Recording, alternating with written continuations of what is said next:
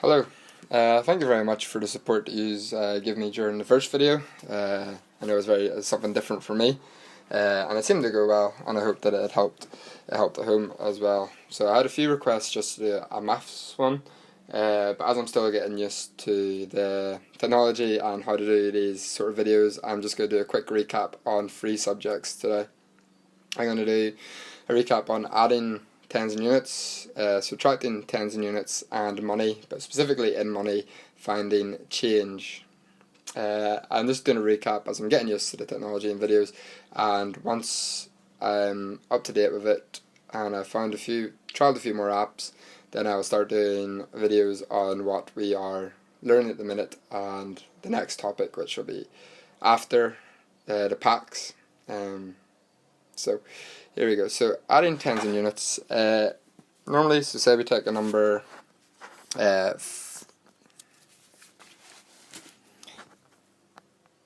44 and we add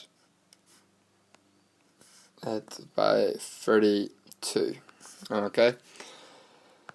So the first thing that we do is that we draw a slight table. Okay, so there's 2 ways you can do it. I'm going to show the long way first, and then I'll show the shorter way, which I'm sure a lot more of you are familiar with. But the longer way would be that we'd break it down into the 2 numbers. So the 2 numbers that are in 44, so we have a 40 and we have a 4. And then on the other side we have a 32, and the 2 numbers that go into 32 are 30 and 2. And then we put in our add sign so we know that it is a addition sum. So we always start with the units, which are on this side, and then we have our tens over here. Okay, so we always start with the units. So the units 4 add 2, that is 6. On this side, I know it says 40 and 30, but that is just a way to show children that how we expand it. So this is expanded addition. Alright, so we have 40 add 30, which is 70. And then we add 70, add 6, and that gives us 76.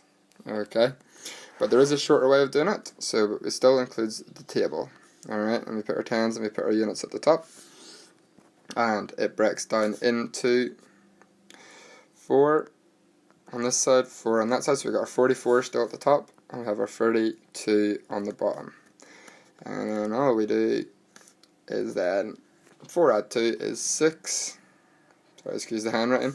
And 4 add 3, which is 7. So it gives us the exact same answer, just shorter. Alright, so I'll show you another one, if I can. So we will do, let's see, we will do 52, if my would work. So 52 add 37. Alright, so we can underline the ones that are going to be the tens, and we can underline the ones that are going to be the units. So we know we can draw our table. This time I'm just going to show the short one. So we have a 5 over here, a 3 over here, so we know those are our tens, 50 and 30.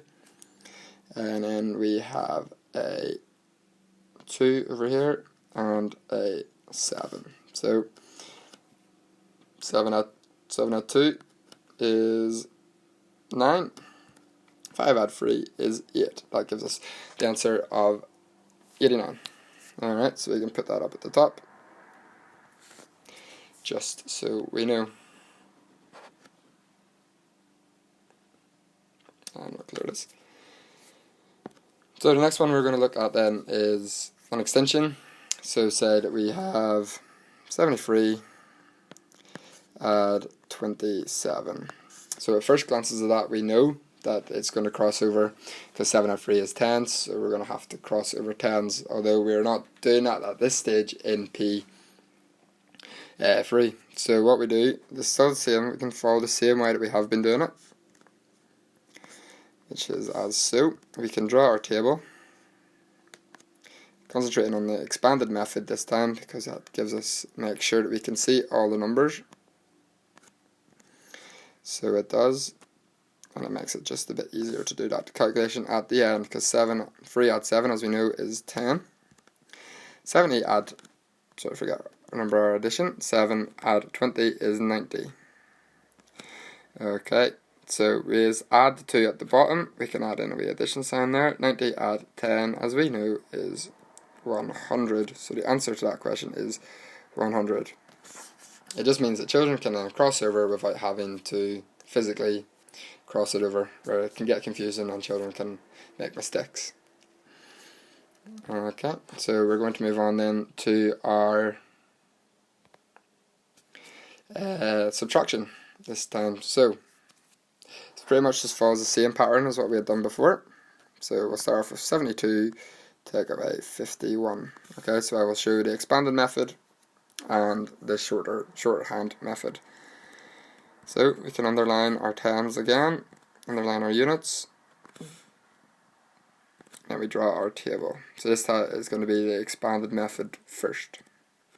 So we have 70 on this side, and we have 50 on that side. So we got our tens in, and we can do our units. So we know there's 2 and a 1. This time we're going to include our takeaway sign, so we do not get forget. And remember, we always start with the units. So 2 take away 1 is 1. And we've got 70 take away 50, or 7 take away 5, which is 20. Alright, so the answer would be 21. Okay, and in the shorthand method, this is what it would still look like.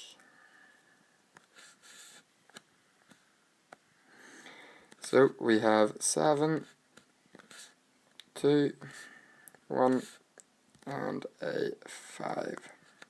2 take away 1 is 1, 7 take away 5 is 2, and then the answer is 21. Okay,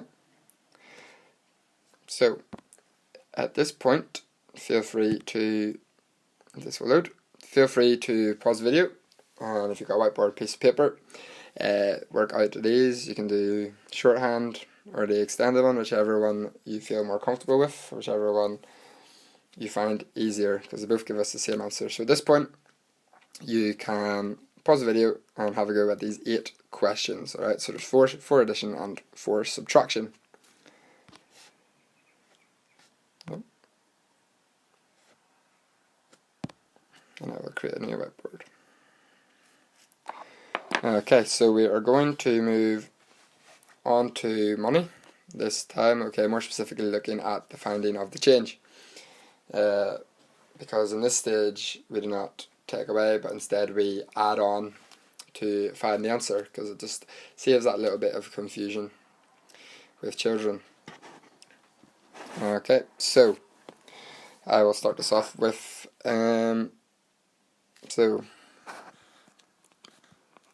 so James has 30p. Okay, and he buys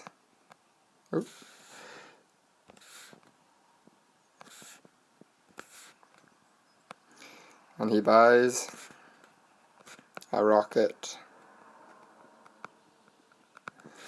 at 12p. What we want to know is how much he will have left over, so how much change he will have. So what we do here is that we start to draw a number line. So we have our number here, and we always put the smallest number at the start, so that's 12p, and we're trying to get to 30p. Okay. So what we do in this part is that we find the next 10. So as if the next 10 on from 12, which we know then is 20. Okay, and then how do we get between 12 and 20? That is 8p of a gap in there. And then how do we get from 20 to 30? We know that that is 10p. So then we just pick these 2 numbers out, these 2 here. 10 add 8 is 18p. So we know that is how much change James has from buying his rocket.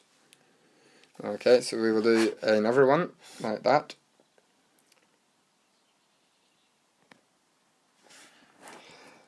So Rory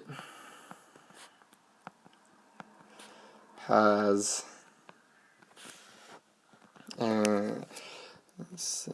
60p.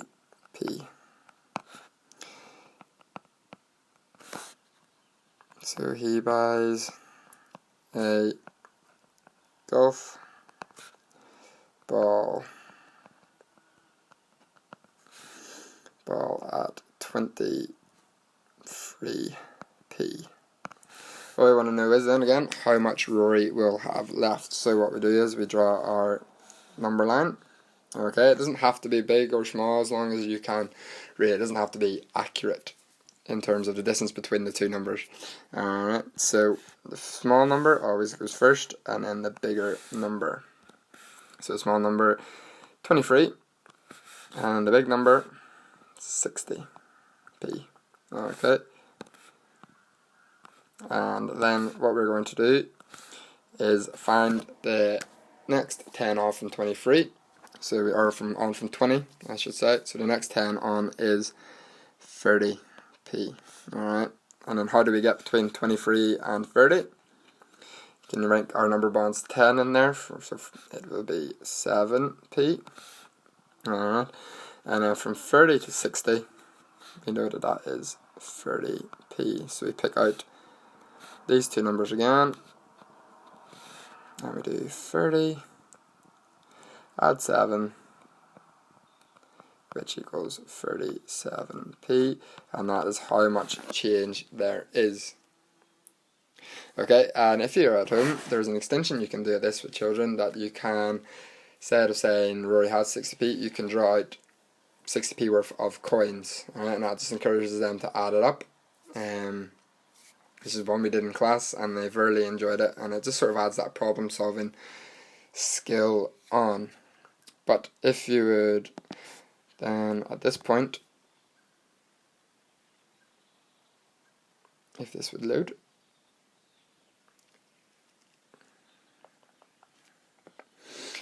there we go. At this point, if you would like to pause the video and have a go at these finding the change questions using the number line. Okay.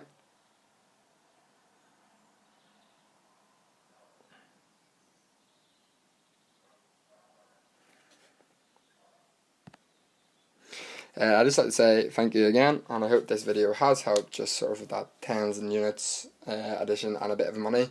I hope it just sort of gives the children something different to do, a bit of a break from time. Okay, and the next couple of days I will work on finding an application where I can do a few time lessons through these videos. I just haven't found the right apps or anything yet to record it, but I am working on it, and I have a few videos in the pipeline for the maths after the packs have been done. So I'll do one on shape, and I will do one on our next one, which will be positioning and movement. But thank you very much, and again, if you can leave some feedback, that would be highly